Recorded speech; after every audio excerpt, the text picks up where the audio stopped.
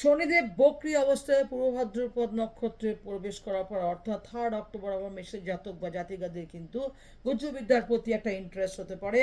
দীর্ঘদিন ধরে যারা স্পিরিচুয়াল গুরু থেকে অনেকটাই দূরে চলে গেছিলেন, হঠাৎ করে দেখবেন আধ্যাত্মিক গুরুর সাথে অনেকটাই ঘনিষ্ঠতা তৈরি হবে। এই সময়টাতে কিন্তু আধ্যাত্মিক গুরুর সাথে নৈকট্য বাড়বে। অতীতের কোনো ভুলের কারণে কিন্তু একটা রিগ্রেট মেসেজ জাতক বা জাতিদের মধ্যে তৈরি হতে পারে 3 অক্টোবরের পর, অর্থাৎ শনিদেব যখন পূর্ব ভাদ্রপদ নক্ষত্রে বক্রগতিতে থাকবেন। মনে রাখবেন, পুরনো কোনো ভুলের কারণে কিছু অর্থ গচ্ছিত যাওয়ার একটা পসিবিলিটিস তৈরি হতে পারে যাদের জন্মরাশি মেষ। বিদেশে অর্থ লগ্নি করে কিছুটা অর্থ ক্ষতির মধ্যে মেষ এই সময় পড়তে পারেন 3 অক্টোবরের পর থেকে।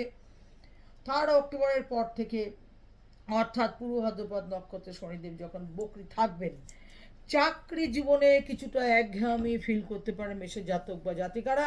এই সময়টা কিন্তু কর্মজীবনে কিছুটা হলেও বিচ্ছিন্নতা তৈরি হতে পারে যাদের জন্মরাশি মেষ। সহকর্মীদের কারণে চাকরি জীবনে বা কর্মক্ষেত্রে কিছুটা হলেও আপনাদের মর্যাদা হানি হওয়ার মতন ঘটনা ঘটতে পারে।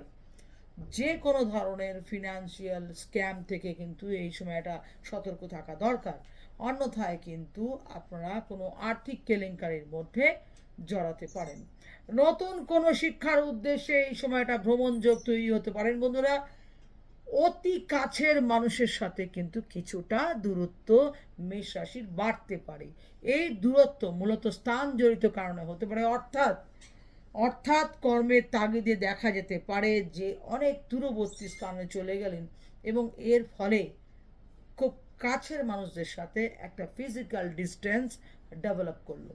নিজের অথবা ঘনিষ্ঠ কোনো মানুষের অসুস্থতার কারণে ফ্রিকোয়েন্টলি হসপিটালে যাতায়াত তৈরি হতে পারে শনিদেব পূর্ব ভাদ্রপদ নক্ষত্রে বকরি থাকার কারণে।